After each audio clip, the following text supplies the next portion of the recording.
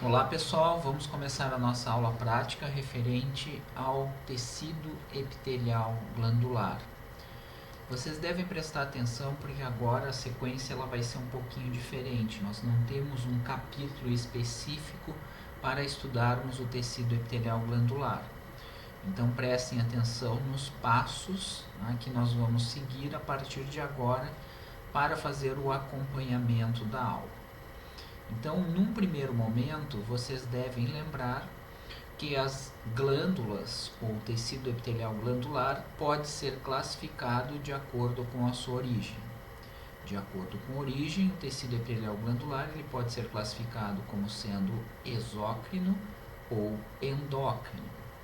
Ambos se originam do tecido epitelial de revestimento, no período de vida embrionário. Este tecido epitelial de revestimento, em algumas regiões, ele prolifera para o tecido conjuntivo subjacente e, a partir daí, temos as glândulas originadas. As células elas se diferenciam, se tornam células secretoras. Caso essas células secretoras continuem a se comunicar com a superfície epitelial que lhe deu origem, a glândula é classificada como sendo exócrina. Então, as glândulas exócrinas possuem células secretoras e um ducto que transporta o produto de secreção dessas células até uma superfície corporal. Já nas glândulas endócrinas, a comunicação entre as células secretoras e a superfície epitelial é obliterada. Essas células secretoras elas se organizam de uma determinada maneira no tecido conjuntivo subjacente e o produto de secreção destas células é lançado na corrente sanguínea. Então, quanto à origem, uma glândula pode ser classificada como sendo exócrina ou endócrina.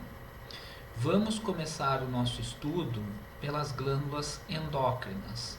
Então, nós vamos para o capítulo 13, que fala especificamente das glândulas endócrinas. Muito bem, as glândulas endócrinas elas são responsáveis pela produção de hormônios e esses hormônios eles podem atuar em longas distâncias através do sangue ou em curtas distâncias, dependendo do tipo de secreção. Então, os hormônios eles atuam através do sangue em outros órgãos ou eles podem atuar em locais próximos, quando a secreção for parácrina ou até mesmo autócrina, e aí a secreção atua na própria célula. Porém, vocês estudarão isso na fisiologia. São vários os tipos de hormônios produzidos. As glândulas endócrinas, então, podem ser classificadas como a adenohipófise, a pineal, a tireoide, as paratireoides. No pâncreas nós temos as ilhotas pancreáticas, as adrenais logo acima dos rins, e no sistema genital masculino e feminino nós temos órgãos que apresentam na sua composição células produtoras de hormônios. Mas basicamente o que vai nos interessar é aprender a classificar as glândulas endócrinas. Então, as glândulas endócrinas elas podem ser classificadas de acordo com a organização das células secretoras. Caso as células secretoras se organizem como se fossem cordões ao longo de capilares sanguíneos, a glândula é classificada como sendo cordonal. Então, os cordões de células acompanham o trajeto de vasos sanguíneos. O produto de secreção é lançado diretamente na circulação sanguínea. Porém, podemos ter também a glândula endócrina vesicular. Na glândula endócrina vesicular, as células secretoras elas se organizam sob a forma de vesículas ou folículos. O produto de secreção fica num primeiro momento armazenado no interior desta vesícula. Por entre as vesículas temos um tecido conjuntivo ricamente vascularizado. Quando há necessidade do hormônio, esse hormônio é reabsorvido da vesícula, processado no interior da célula e lançado na circulação sanguínea. Os exemplos que nós temos de glândulas endócrinas cordonais são a adenohipófise, a paratireoide ou as paratireoides, as adrenais, as ilhotas pancreáticas e a glândula pineal. Então são 5 exemplos que nós temos de glândulas endócrinas cordonais. Na prática, nós vamos estudar apenas uma dessas glândulas. Todas têm a mesma organização, porém nesta glândula, no caso adrenal, os cordões de células eles são mais fáceis de serem evidenciados. Então, partimos aqui para a adrenal, vamos para esse segundo slide. Certo? Então, as glândulas endócrinas, elas são formadas por muitas células secretoras, elas apresentam a constituição histológica de um órgão. Então, nesse menor aumento aqui, tudo que vocês estão visualizando na lâmina é a glândula endócrina cordonal. Neste aumento, as células elas não conseguem ser percebidas. Então, basicamente, o que vai acontecer? A adrenal apresenta externamente uma cápsula de tecido conjuntivo, como as demais glândulas endócrinas. Vamos clicar aqui na cápsula. Então, esta cápsula de tecido conjuntivo, ela cora bem pela eosina, porque ela apresenta uma grande quantidade de fibras colágenas. Ok? Nesta cápsula nós temos uma grande quantidade de vasos sanguíneos, aqui vocês têm a presença de arteríolas, e esses vasos sanguíneos eles penetram para o interior do órgão através de septos que se formam, ok? Também nós vamos ter a presença de nervos penetrando para o interior da glândula a partir dos septos que se formam. Esses septos de tecido conjuntivo dividem a glândula internamente em lóbulos. E a partir daí vocês têm a nutrição e oxigenação das células secretoras. Então, esta cápsula de tecido conjuntivo, ela reveste externamente toda a glândula, penetra para o interior da glândula, separando a glândula internamente em lóbulos, e aí nós temos nesses septos a presença também de vasos sanguíneos e nervos. O parênquima da glândula, ou seja, aquela parte funcional da glândula, é composta por uma região chamada de cortical e outra região chamada de medular. Então, a região cortical é delimitada mais ou menos daqui, desta região, aqui até aqui, ok? Os tipos celulares, morfologicamente, nas diferentes regiões da cortical são diferentes e produzem diferentes tipos de hormônios. Então, na região cortical, temos próximo à cápsula, uma região chamada de região glomerulosa. Então, na região glomerulosa, as células secretoras que apresentam a forma cúbica, o que vai acontecer? Essas células secretoras elas se organizam em cordões sob a forma de arcos, e os arcos aqui aparecem cortados transversalmente. Aqui os arcos eles estão cortados mais longitudinalmente. Por entre os arcos, vocês têm um tecido conjuntivo ricamente vascularizado. Então, aqui está o tecido conjuntivo. Nesse tecido conjuntivo, a presença de capilares sanguíneos.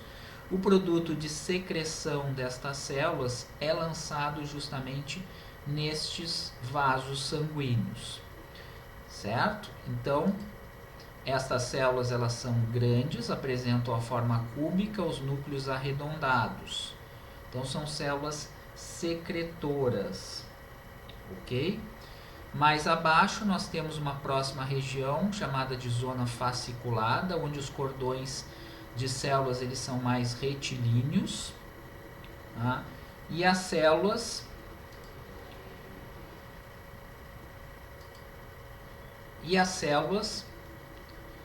apresentam características morfológicas um pouquinho diferentes. Notem que o citoplasma ele não cora tanto. Há uma maior quantidade de lipídios dentro do no interior do citoplasma dessas células, porém elas apresentam também a forma cúbica. Os cordões estão dispostos de forma mais retilínea, por entre os cordões nós temos um tecido conjuntivo ricamente vascularizado. Notem esses núcleos aqui presentes, ó. Esses núcleos se referem a células endoteliais que revestem os capilares sanguíneos. Então, o produto de secreção é lançado diretamente para a circulação sanguínea. Finalmente, temos a terceira região, tá, da zona cortical, chamada de zona reticulada. Na zona reticulada, o citoplasma das células é mais acidófilo, as células são um pouquinho menores e os cordões de células não apresentam uma forma tão retilínea. Os núcleos das células não coram tanto pela eosina, porém essas células, como pode se notar, apresentam a forma cúbica.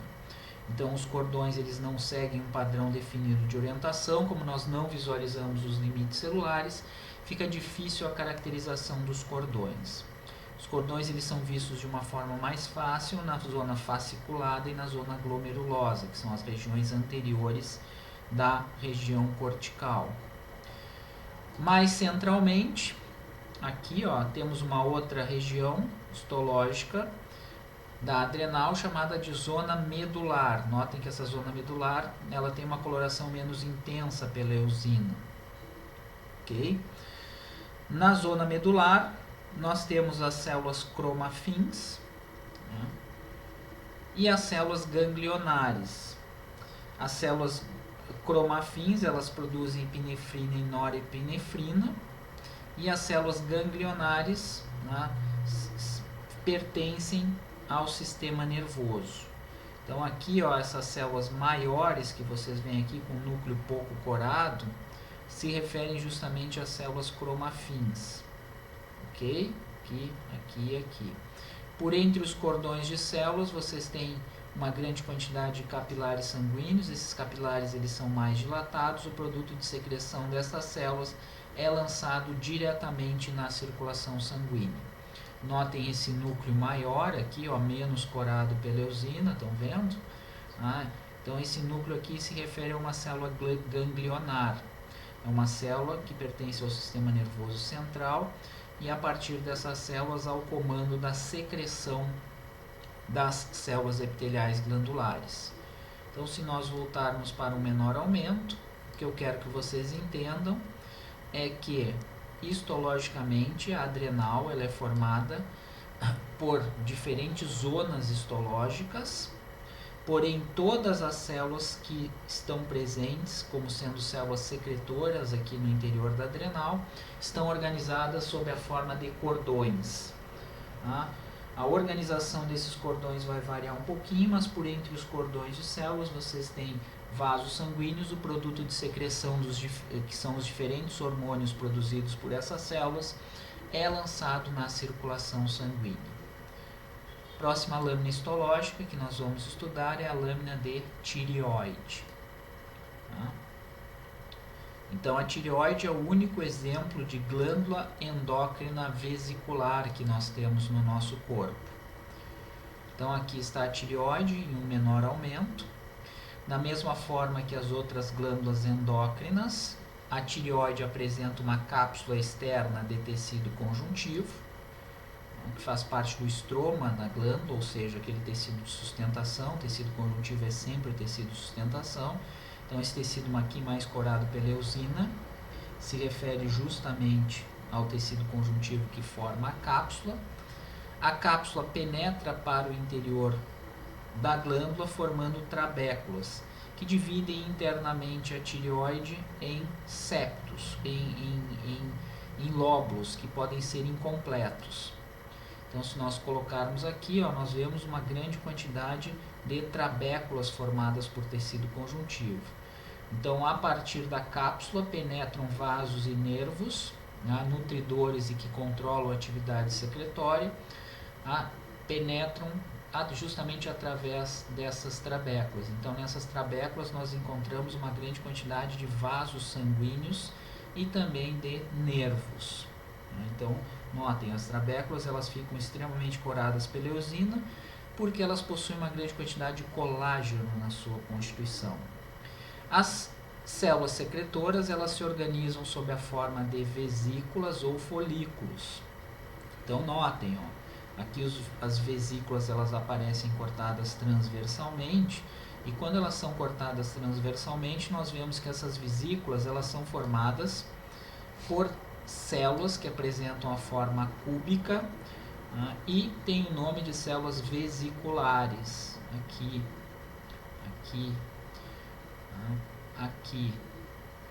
Estas células vesiculares, então, elas produzem um hormônio. Este hormônio é lançado para o interior da vesícula e, no caso, ele é chamado de coloide. Então, essa substância bem acidófila que vocês veem no interior da vesícula, que aparece retraída, é o hormônio armazenado na forma inativa. Então, o coloide, vamos voltar aqui, ó, é esse material que vocês visualizam no interior das vesículas. Essa vesícula aqui está ótima. Então, as células foliculares, elas produzem o coloide. Na verdade, o que vocês têm no interior da vesícula, esse coloide, ele representa o hormônio tiroxina na sua forma inativa. Então, um aumento maior nas células foliculares. Notem, o citoplasma das células foliculares não cora tanto pela eosina, elas secretam o hormônio na sua forma inativa, o hormônio fica armazenado dentro da vesícula. Por entre as vesículas, nós temos uma quantidade muito grande de vasos sanguíneos que estão presentes em um tecido conjuntivo de difícil caracterização. Então, aqui, ó, vocês visualizam hemácias que estão presentes justamente nesses vasos sanguíneos. Quando o hormônio tiroxina ele é necessário no nosso corpo, pela sua superfície apical, as células reabsorvem o hormônio inativo, processam esse hormônio inativo no seu citoplasma, na verdade vão acrescentar iodo a esse hormônio, e através da sua superfície basal lançam o hormônio agora inativo na circulação sanguínea. Então é assim que funciona a tireoide. Então a tireoide é o exemplo que nós temos de glândula endócrina vesicular ou folicular, como queiram. Ok? Muito bem. Então esses vão ser os dois exemplos de glândulas endócrinas que nós vamos ver na aula prática. Como exemplo de glândula endócrina cordonal, estudamos a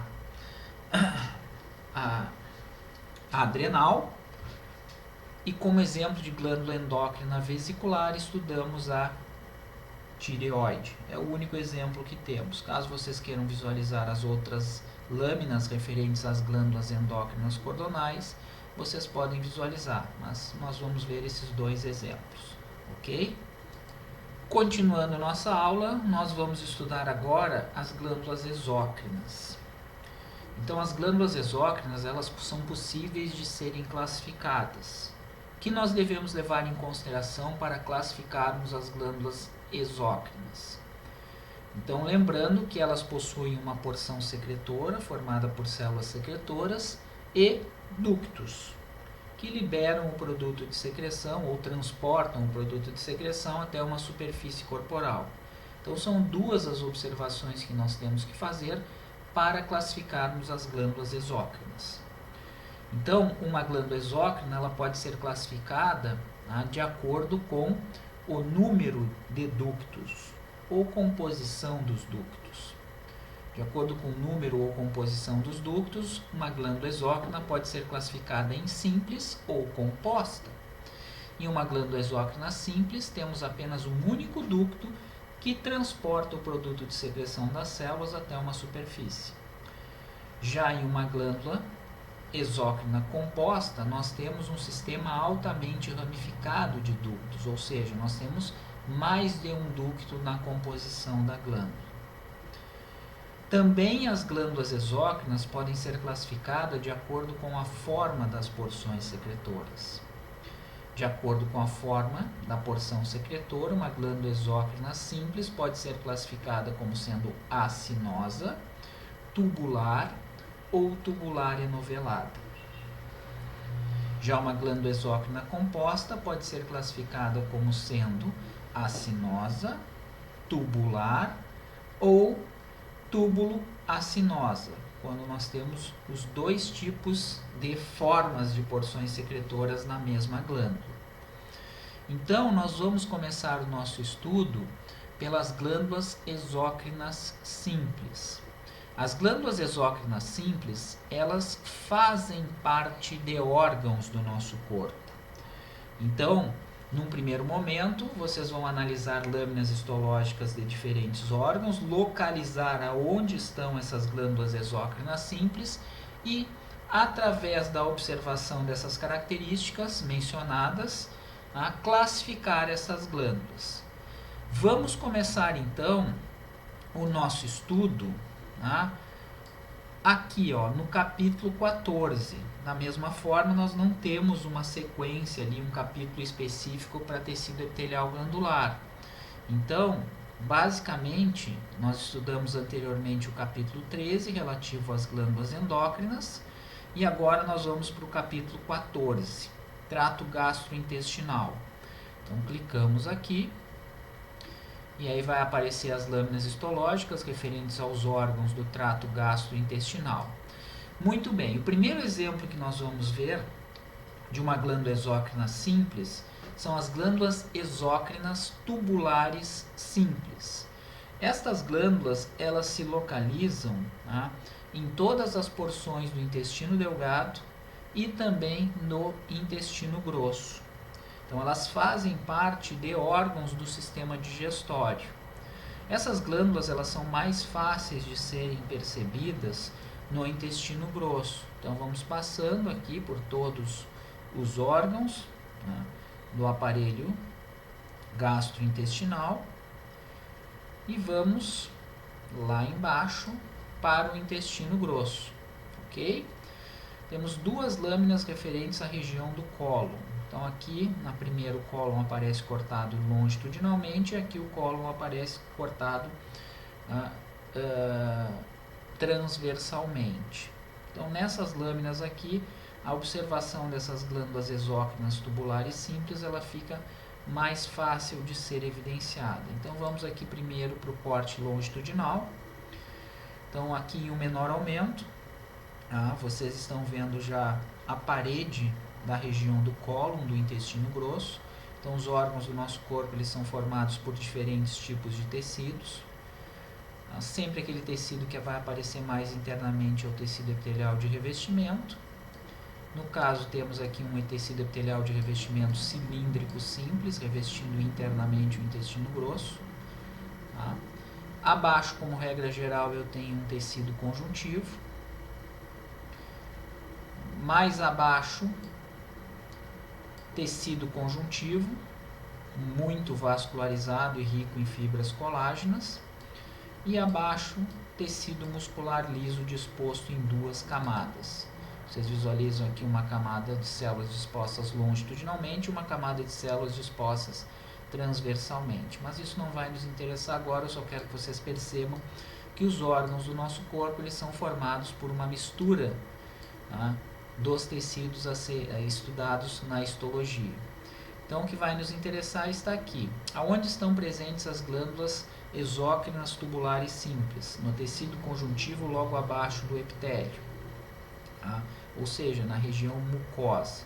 A região mucosa do intestino grosso, ela é composta por um epitélio de revestimento cilíndrico simples, e pelas glândulas exócrinas tubulares simples, também chamadas de glândulas de Lieberkühn. Então, nesse tecido conjuntivo, aqui as glândulas, elas aparecem cortadas longitudinalmente. Então, o tecido conjuntivo abaixo do epitélio de revestimento do intestino grosso apresenta uma grande quantidade destas glândulas. Aqui aparece um pedaço dela, o pedaço mais de cima da glândula, já aqui aparece a porção mais basal dessa glândula. Quando nós cortamos o intestino grosso, como o corte ele é muito fino, ele é muito delgado, às vezes no corte nós não pegamos toda a glândula. Então, por exemplo, aqui ao centro, essa glândula, na parte central dessa glândula, ela não aparece muito bem no corte. Entenderam? Então, aqui eu tenho uma glândula, aqui eu tenho outra glândula, aqui eu tenho outra glândula e aqui eu tenho outra glândula. Notem, quando cortadas longitudinalmente, essas glândulas apresentam a forma de um túbulo, facilmente caracterizado. O produto de secreção é lançado através das células para o interior do túbulo e através de um ducto esse produto de secreção é lançado na superfície intestinal, por entre as células de revestimento. Se nós colocarmos em um maior aumento, então aqui nós vamos visualizar as células que compõem, né, este tubo. Como eu falei na aula teórica, a população de células presentes nessas glândulas vai variar. Então, vocês têm nessas glândulas células absortivas, vocês têm nessas glândulas células caliciformes, células de Panet e células tronco. No caso, foi utilizada uma técnica de coloração especial, onde as células caliciformes aqui, elas aparecem mais coradas, num tom arroxeado. Então, o citoplasma das células caliciformes corou. Então, no intestino grosso, nós temos a presença das glândulas exócrinas tubulares simples, porque as porções secretoras elas têm a forma de um túbulo, né? E o produto de secreção é lançado através de um único ducto na superfície interna do intestino grosso. Ok? Voltamos e vamos, né, para o corte agora transversal do cólon. Então, da mesma forma, o intestino grosso é formado por diferentes tipos de tecidos. Vocês vão estudar posteriormente que a parede dos órgãos do trato digestório é composta por uma mucosa, que seria a parte mais interna, uma submucosa, logo abaixo, formada por um tecido conjuntivo que varia de frouxo a denso, uma camada muscular, formada por músculo liso, que aparece aqui mais coradinha, e mais externamente vocês têm mais tecido conjuntivo, formando a chamada camada serosa. Ou, dependendo da região do intestino grosso, vocês podem ter uma adventícia quando esse tecido conjuntivo ele é denso, cheio de fibras colágenas. No caso que vai nos interessar, são as glândulas exócrinas tubulares simples, localizadas no tecido conjuntivo abaixo do epitélio de revestimento. Então vamos para aquela camada mais interna, que é a camada mucosa. Aqui, então na camada mucosa eu tenho um epitélio de revestimento mais internamente, um epitélio cilíndrico simples. Esse epitélio cilíndrico simples aqui apresenta uma grande quantidade de células caliciformes. Essa é a região mais final do cólon. Quanto mais para o final do intestino, maior a quantidade de células caliciformes, cujo citoplasma não apresenta-se corado aqui nessa lâmina histológica. Então, todas essas células que apresentam o citoplasma sem coloração se referem justamente às células caliciformes. Foi utilizado nessa lâmina apenas hematoxilina e eosina. Ok? No tecido conjuntivo abaixo, então clicamos aqui, para visualizar as glândulas que estão localizadas nesse tecido conjuntivo, e aqui temos a presença de uma glândula cortada bem longitudinalmente. Então notem, esta glândula aqui, assim como as outras, só que o corte aqui, no corte nós pegamos toda a glândula, a porção secretora dela tem a forma de um túbulo, como vocês podem ver, e através de um ducto, o produto de secreção das células presentes nessa glândula é lançado na porção interna do intestino grosso. Então, no intestino grosso, nós temos a presença de glândulas classificadas como sendo exócrinas tubulares simples. Porção secretora na forma de um túbulo e apenas um único ducto que transporta o produto de secreção para a superfície interna do intestino grosso. Muito bem, voltando, então vimos o exemplo de glândulas exócrinas tubulares simples localizadas no tecido conjuntivo abaixo do epitélio das porções do intestino delgado e do intestino grosso. E agora nós vamos estudar outros dois exemplos de glândulas exócrinas simples. Para isso nós vamos aqui no capítulo 11, especificamente na pele. Então, com relação à pele, o que nós vamos ter? nós temos duas glândulas exócrinas simples que fazem parte da estrutura da pele. Então, essas glândulas exócrinas simples são as glândulas exócrinas acinosas ramificadas simples e as glândulas exócrinas tubulares enoveladas simples. Então, vamos descer aqui para baixo, tá? E tem uma lâmina bastante legal para nós vermos aqui. Couro cabeludo, certo? Então, vamos lá. Justamente para estudar os folículos pilosos. Então, uma lâmina de couro cabeludo, no caso a pele, ok? Então, aqui nós temos as 3 camadas da pele, já nesse menor aumento, para visualizarmos. Temos a epiderme, mais externamente, formada por um tecido epitelial de revestimento estratificado pavimentoso, queratinizado, como nós estudamos já na aula anterior. Como regra geral, abaixo tem um tecido conjuntivo. Esse tecido conjuntivo aqui ele é muito rico em fibras colágenas. E mais abaixo nós temos tecido adiposo. Então, esse tecido conjuntivo aqui se refere à derme e o tecido adiposo se refere à hipoderme, as 3 camadas da pele. Ok? Porém, o que vai nos interessar está justamente localizado neste tecido conjuntivo abaixo do epitélio. Então, como eu falei para vocês, temos a epiderme, formada por um tecido epitelial de revestimento estratificado pavimentoso, queratinizado, aqui está a queratina, se desprendendo. Várias camadas celulares, camada mais superficial de células tem a forma pavimentosa, por isso classificamos assim. A derme abaixo, formada por um tecido conjuntivo, tá? Como vocês podem notar. E aí nós vamos, na verdade essa lâmina aqui é para estudar a estrutura do folículo piloso. Nós não vamos estudar agora o folículo piloso, a estrutura do pelo. Nós vamos aqui para 2, certo? E aí nós vamos estudar especificamente os 2 tipos de glândulas que nós temos nesse tecido conjuntivo. Então, as glândulas sebáceas, aqui, ó. As glândulas sebáceas são classificadas como sendo glândulas exócrinas acinosas ramificadas simples. Essas glândulas são fáceis de serem identificadas, por quê? Porque o citoplasma das células que compõem essas glândulas não cora. Tá? É uma secreção que tem uma composição lipídica. Essa secreção ela vai originar a oleosidade natural da nossa pele ou do nosso cabelo. Justamente por isso o citoplasma dessas células não cora. Essas células elas têm um formato mais ou menos arredondado, e elas se localizam.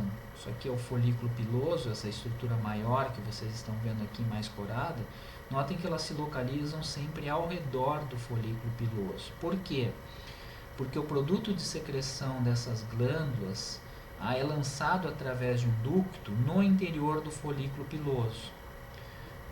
E do folículo piloso emerge o pelo, e esse pelo ele sai pela superfície epitelial, ou seja, o produto de secreção dessa glândula sai junto com o pelo para a superfície epitelial. Então, se nós colocarmos no maior aumento, aqui ó, nós temos 4 exemplos dessas glândulas. Ao centro nós temos o folículo piloso, com pelo aqui ao centro.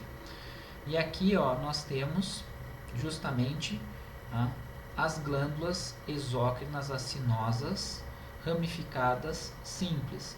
Então, vocês têm várias porções secretoras na forma de um ácino, ou seja, na forma de uma bolinha, e um ducto comum para essas porções secretoras que se abre no interior do folículo piloso. Esse ducto é de difícil caracterização, porém nós podemos notar que as células elas se organizam como se fossem uma bolinha. Estão vendo? Isso aí é fácil de ser caracterizado. Então, a forma da porção secretora é acinosa. Através de ductos, o produto de secreção é lançado para o interior do folículo piloso e sai juntamente com o pelo na superfície epitelial. Vamos aqui em 2, mesma coisa, ao centro temos o folículo piloso E aqui temos os ácinos, ó, as bolinhas. Através de um ducto, o produto de secreção das glândulas é lançado para o interior do folículo piloso. Mais uma vez aqui. Tá? Então aqui está o folículo piloso com o pelo ao centro. E aqui nós temos a presença dos ácinos. Esses ácinos são formados por células mucosas. Então lembrem-se, né, do citoplasma da célula não cora, quando a gente utiliza a hematoxilina e eosina, ela é considerada como sendo mucosa. Ok? Número 4 aqui, mais uma vez, o folículo piloso, e ao redor desse folículo piloso temos os ácinos, formados por muitas células, cujos ductos, né, lançam um produto de secreção no interior dessa estrutura. Ok? Então vamos voltar para um aumento menor aqui, para vocês verem que nós temos uma grande quantidade de folículos pilosos, e ao redor desses folículos pilosos temos as glândulas exócrinas acinosas ramificadas simples. Então vocês têm mais de uma porção secretora na forma de um ácino e um ducto para várias dessas porções secretoras que se abre no interior do folículo piloso. Lembrem-se que esses ductos eles não conseguem ser visualizados porque eles são muito delgados. E também temos nessa mesma lâmina histológica a presença das glândulas exócrinas tubulares enoveladas simples. Então, porção secretora na forma de um túbulo todo enrolado no interior do tecido conjuntivo e um ducto que se abre na superfície epitelial.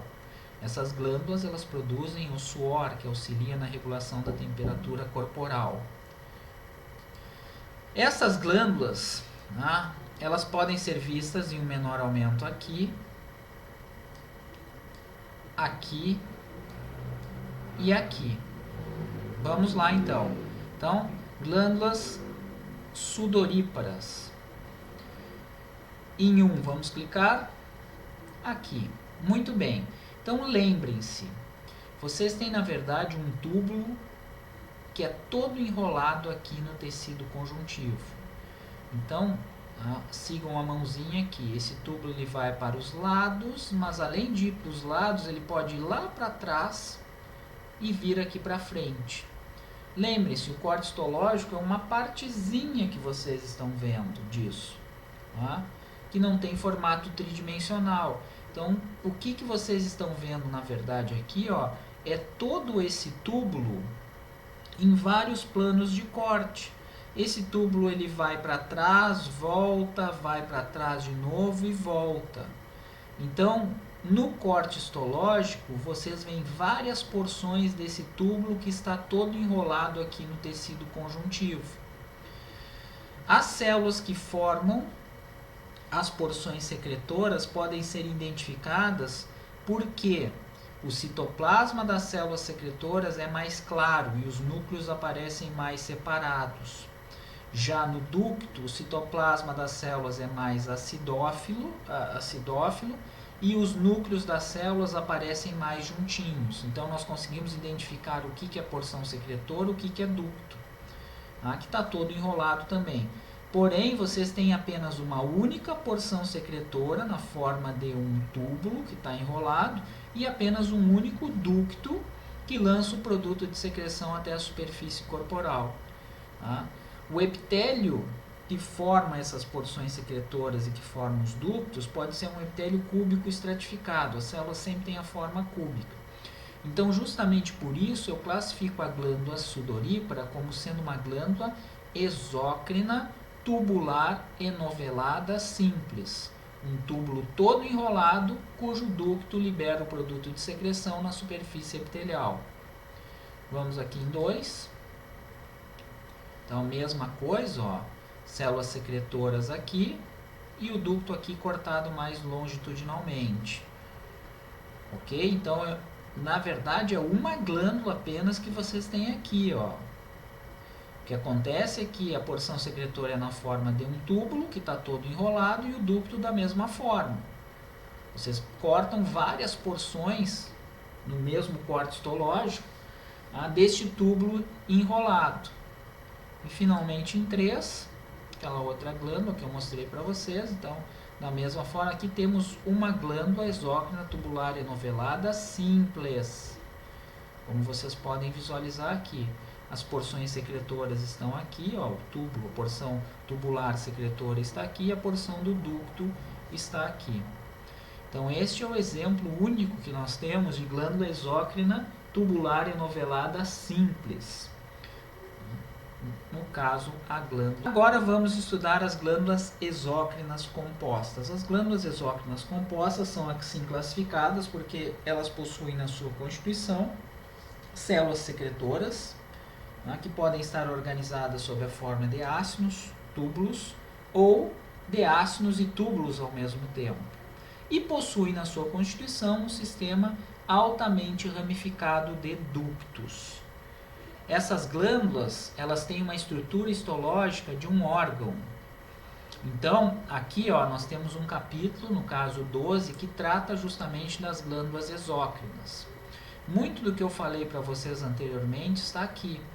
Então, as glândulas exócrinas, elas podem ser classificadas como sendo unicelulares ou multicelulares. O exemplo de glândula exócrina unicelular que nós temos é a célula caliciforme, que está por entre as células epiteliais do intestino e por entre as células epiteliais do epitélio respiratório.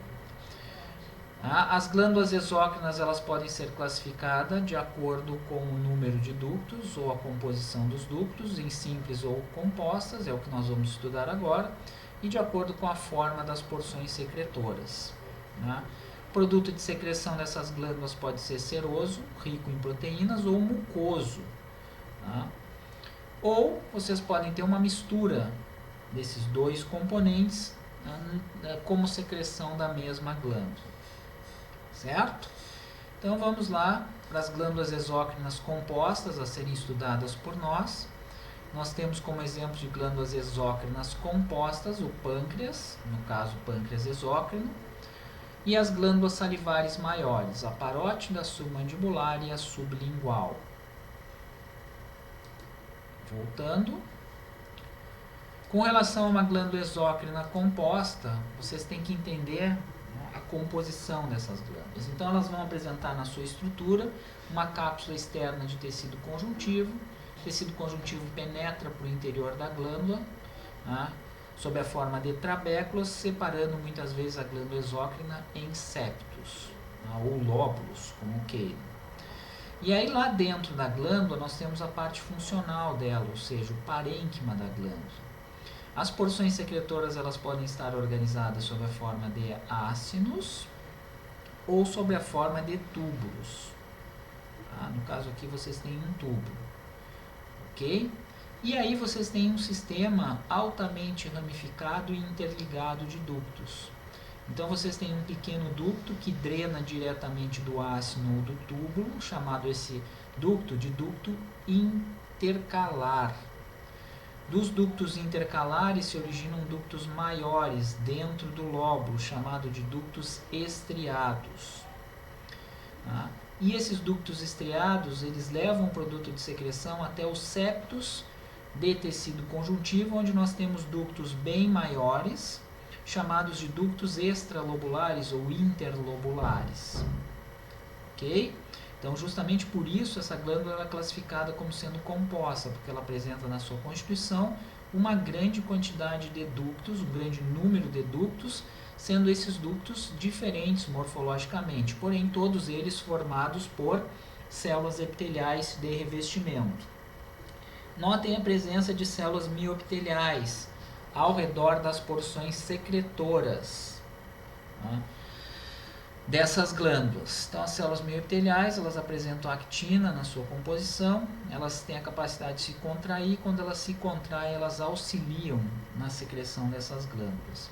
Às vezes, nós temos porções secretoras mistas. Então, o produto de secreção pode ser seroso, rico em proteína, pode ser mucoso, produto de secreção rico em muco, ou vocês podem ter uma porção secretora que produz os dois tipos de secreção. No caso, quando isso acontece, vocês normalmente têm um túbulo mucoso E junto às células mucosas, vocês têm células serosas. Durante a técnica histológica, o processo de técnica histológica, as células mucosas elas incham muito, elas inflam e empurram as células serosas para trás, formando as chamadas meias luas serosas. Isso é visualizado em uma grande quantidade de lâminas histológicas. Isso é um artefato da técnica histológica. Tá bom, gente? Então, essa seria a organização de uma glândula exócrina, composta. Ok? Então, vamos para o nosso estudo. O primeiro exemplo que nós vamos ver é a glândula parótida. Então, a parótida é classificada como sendo uma glândula exócrina acinosa composta. Tá? Então, no menor aumento, aqui temos a parótida. Tudo que vocês estão vendo é a glândula. Possui uma cápsula externa de tecido conjuntivo. Então, vamos clicar aqui na cápsula para ela aparecer. Estão vendo? Ó? Rica em fibras colágenas. E notem que a cápsula ela penetra para o interior da glândula, separando a glândula internamente em lóbulos. Então, notem aqui, ó, tenho aqui os septos de tecido conjuntivo e a presença de lóbulos internamente. Né? Certo? E aí nós temos o parênquima da glândula. O parênquima da glândula, então, é formado por células serosas que se organizam sob a forma de ácinos. Então, aqui vocês têm um ácino, aqui vocês têm outro ácino e aqui vocês têm outro ácino, como se fossem bolinhas. Essas células elas têm a forma mais ou menos piramidal, como vocês podem ver aqui, ó. Os núcleos eles são arredondados, bem corados pela hematoxilina e mais ou menos numa posição central. Ao redor do núcleo, vocês têm uma intensa basofilia, vocês veem uma região mais arroxeada, porque é uma célula muito rica em retículo endoplasmático rugoso. Tá? Então, a hematoxilina ela cora os ribossomos que estão presentes no retículo endoplasmático rugoso. Na porção apical, vocês têm uma intensa coloração pela eosina e notem a grande quantidade de grânulos visualizados aqui na lâmina histológica. Então, esses grânulos são chamados grânulos de zimogênio, que contêm as enzimas a serem liberadas. Então, justamente por isso, trata-se de uma glândula exócrina acinosa, porque as porções secretoras elas estão organizadas sob a forma de ácinos. Então, os ácinos eles são facilmente percebidos e esses ácinos eles são ácinos serosos, pessoal. Ácinos serosos. Uma que outra célula mucosa nós podemos... Uma que outra célula mucosa pode ser vista, isso pode acontecer normalmente, as células mucosas raras. Tá? Elas estão organizadas sob a forma de túbulos, mas isso é muito raro de se ver na parótida. Justamente por isso a parótida é classificada como sendo acinosa composta. Tá? Mas pode acontecer. Então, células mucosas, ó, notem, o citoplasma não cora e os núcleos eles são mais achatados na porção basal. Por quê? Porque está cheio de muco no citoplasma dessas células. Então, através da técnica de coloração, nós conseguimos identificar o que é uma célula mucosa e o que é uma célula serosa. As células serosas elas compõem os ácinos. Clicamos aqui em 2 para ver a composição dos ductos. Então, dos ácinos, ao produto de secreção, no caso, uma saliva muito rica em enzimas, é drenada, tá? É lançada para pequenos ductos, que são os ductos intercalares. Então, os ductos intercalares, eles aparecem aqui, ó, cortado, no caso, longitudinalmente, de difícil caracterização. Mas agora a gente já percebe que na próxima lâmina histológica, o ducto intercalar, no próximo slide aqui que eu vou passar, o ducto intercalar está melhor para se perceber. Então, aqui, ó, aqui vocês têm um ducto intercalar cortado longitudinalmente. Então, as células elas são cúbicas e notem que o citoplasma dessas células não cora tanto. Então, é fácil fazer a percepção dos ductos intercalares. E aqui em 3, tá? Aqui o ducto ele ficou mais bonitinho, ele ficou cortado bem transversalmente. Então, o produto de secreção ele sai do ácino e passa para um ducto intercalar. Aqui nós temos uma célula de um ducto intercalar, cortado juntamente. Aqui também nós temos mais células de ductos intercalares, porém aqui ele está cortado transversalmente. Então, temos os ácinos secretores e os ductos intercalares. Dos ductos intercalares, o produto de secreção passa para os ductos estriados, que apresenta uma forma mais cúbica, como vocês podem ver aqui, que vai variar de cúbico a cilíndrico. Estriados porque vocês veem essas estriações na superfície basal, referente à grande quantidade de mitocôndrias que vocês têm nessa região. Essas células fazem um transporte ativo muito grande, um processo de reabsorção muito grande. Dos ductos estriados, o produto de secreção se dirige até o tecido conjuntivo, onde temos os ductos interlobulares. Então, no tecido conjuntivo, aqui em um menor aumento, nos septos de tecido conjuntivo, nós temos a presença dos ductos interlobulares. O epitélio desses ductos vai variar desde um epitélio cilíndrico simples até um epitélio cilíndrico estratificado. No caso aqui temos um epitélio cilíndrico simples, e aqui no próximo ducto extralobular ou interlobular vamos ter um epitélio cilíndrico estratificado. Então esses ductos eles vão se reunindo desde os ductos intercalares até os ductos interlobulares, para que vocês tenham um ducto único de saída do produto de secreção, no caso a saliva, que é lançado na cavidade oral. Outro exemplo de glândula exócrina acinosa composta que nós temos no corpo é o pâncreas exócrino. Então vamos aqui para a primeira lâmina de pâncreas, essa aqui, Da mesma forma, em um menor aumento, o pâncreas está bem bom de se ver. Mesma organização histológica, apresenta como estroma uma cápsula de tecido conjuntivo. Então lembrando que estroma é o tecido de sustentação dos nossos órgãos. Tecido conjuntivo muito rico em fibras colágenas, e esse tecido conjuntivo ele penetra para o interior do pâncreas, dividindo internamente o pâncreas em lóbulos, que podem ser completos ou incompletos. Através da cápsula e dos septos, penetram vasos sanguíneos nutridores das células epiteliais glandulares. Então aqui nós temos a presença de artérias revestidas internamente por um epitélio pavimentoso simples. O parênquima do órgão, que é a parte funcional, é formado por células exócrinas, maior parte, então 98% do pâncreas é formado por células exócrinas, que produzem enzimas digestivas lançadas através de um único ducto no intestino delgado. Um ducto comum, no caso. Então, estas células exócrinas, elas estão organizadas sob a forma de ácinos. Então, são como se fossem aquelas bolinhas. Estas células, elas são classificadas como sendo serosas. Elas produzem uma grande quantidade de proteínas que formam as enzimas digestivas. Então, aqui nós temos um ácino, aqui nós temos outro ácino, aqui nós temos outro ácino. Aquelas mesmas características, notem aqui, as células elas têm mais ou menos uma forma piramidal, os núcleos arredondados, centrais, e uma intensa basofilia, ou seja, uma região mais basófila, mais arroxeada ao redor do núcleo, caracterizando a grande quantidade de retículo endoplasmático rugoso que essas células possuem. E a porção apical do citoplasma, muito acidófila devido às enzimas aqui presentes esperando para serem liberadas. Essas enzimas estão presentes nos grânulos de secreção.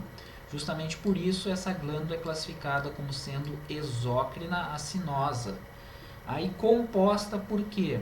Porque possui um sistema altamente ramificado de ductos. Então esses ductos eles começam a partir das células centroacinares, que são de difícil caracterização. Então essas células centroacinares elas são vistas como esses núcleos mais clarinhos. Então é aqui que começam esses ductos, e esses ductos eles são de muito difícil caracterização. Eles são muito pequenos, mas pequenos mesmo. Então aqui vocês têm uma outra célula centroacinar. Aqui seria o início do ducto. Só para que vocês tenham essa noção. Tá? Então, as células centroacinares, elas formam o início dos ductos intercalares, que são aqueles ductos menores. Então, aqui ó, eu tenho um ducto intercalar cortado longitudinalmente. São ductos de difícil caracterização.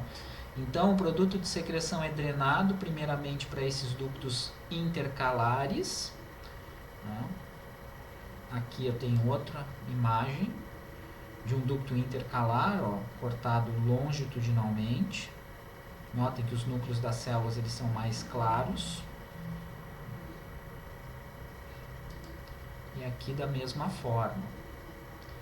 Um ducto cortado bem longitudinalmente. Certo? Então, primeiramente o produto de secreção passa para esses ductos intercalares. Posteriormente passa para ductos chamados de ductos intralobulares, aqui cortado transversalmente. As células elas são maiores, com a forma cúbica. Tá? E nos septos de tecido conjuntivo temos a presença dos ductos interlobulares.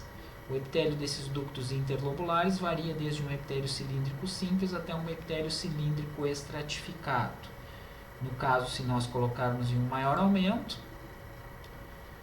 nós vamos ter a percepção de um ducto um pouquinho menor aqui no septo de tecido conjuntivo, apresentando um epitélio cilíndrico simples, mas podemos ter ductos bem maiores.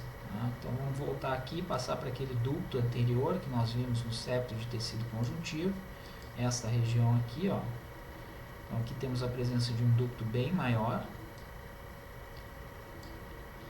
E o epitélio desse ducto, se vocês forem perceber, ele é maior, mas ele está cortado longitudinalmente. Aqui também é um epitélio cilíndrico simples. Nós podemos ter ductos maiores ainda com epitélio cilíndrico estratificado. Então, todos esses ductos vão drenar para um ducto único comum, através do qual o produto de secreção do pâncreas é liberado no intestino delgado. Só para complementar aqui, ó, temos também no pâncreas uma porção endócrina representada pelas ilhotas pancreáticas. Então, as células aqui, ó, são células secretoras de hormônios, que apresentam os citoplasmas mais claros, assim como os núcleos menos corados pela hematoxilina. Essas células elas estão dispostas sob a forma de cordões, por entre os cordões capilares sanguíneos, com hemácias aqui dentro. Ó, vocês podem fazer essa caracterização. 2 hormônios são produzidos por essas células, insulina e glucagon, lançados na circulação sanguínea, fazem o controle das taxas de açúcar no nosso sangue. Então, justamente por isso, ilhotas pancreáticas estão por entre as porções secretoras exócrinas do pâncreas. E, finalmente, vamos estudar um exemplo de uma glândula exócrina túbulo-acinosa composta, no caso, a submandibular. Também é uma glândula salivar maior, clicamos em um maior aumento, aqui está o corte histológico da submandibular. Possui na sua estruturação uma cápsula externa de tecido conjuntivo, assim como as demais glândulas exócrinas compostas. Notem que esse tecido conjuntivo ele penetra para o interior da glândula, separando a glândula internamente em lóbulos. Aqui os lóbulos eles são fáceis de serem identificados. Então aqui a gente tem um lóbulo, aqui a gente tem outro lóbulo, e aqui os septos ou trabéculas de tecido conjuntivo. Através dessas trabéculas aqui penetram os vasos sanguíneos nutridores dessas células, e também estão presentes os ductos que lançam o produto de secreção em uma determinada cavidade. Ela é classificada como sendo túbulo-acinosa por quê? Porque no parênquima desta glândula temos porções secretoras na forma de ácinos, aqui ó, as bolinhas, ok?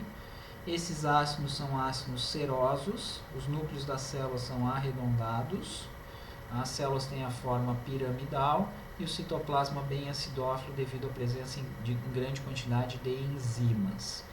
95% das células presentes na submandibular são serosas e outros 5% são mucosas. As células mucosas, elas estão organizadas sob a forma de túbulos. Aqui, ó, aqui o túbulo aparece cortado longitudinalmente, aqui o túbulo aparece cortado transversalmente. Então, as células serosas apresentam o citoplasma sem coloração, está cheio de muco no citoplasma dessas células, e os núcleos dessas células apresentam uma posição mais basal. Então, assim nós conseguimos caracterizar uma célula serosa e mucosa. Células serosas coram bem pela hematoxilina, se organizam sob a forma de ácinos, enquanto que as células mucosas, o citoplasma não cora nem pela hematoxilina nem pela eosina, tá? E elas se organizam sob a forma de túbulos, como vocês podem ver aqui. Então, por isso, glândula exócrina túbulo acinosa, certo? E vocês podem ter a formação das meias luas serosas. No caso, vocês teriam uma porção serosa mista, uma porção secretora mista aqui. O que vai acontecer? Ó, notem, vocês teriam uma célula mucosa e uma célula serosa, uma do ladinho da outra. O processo de técnica histológica faz com que as células mucosas elas inchem, e as células serosas elas são empurradas para trás, formando esta meia lua aqui, que é característico, tá, dessas lâminas histológicas quando as porções secretoras elas são mistas. Passando para a segunda página aqui, o produto de secreção é drenado das porções secretoras para ductos menores, chamados de ductos intercalares, no caso aqui, ó, tá? Aqui estão os ductos intercalares.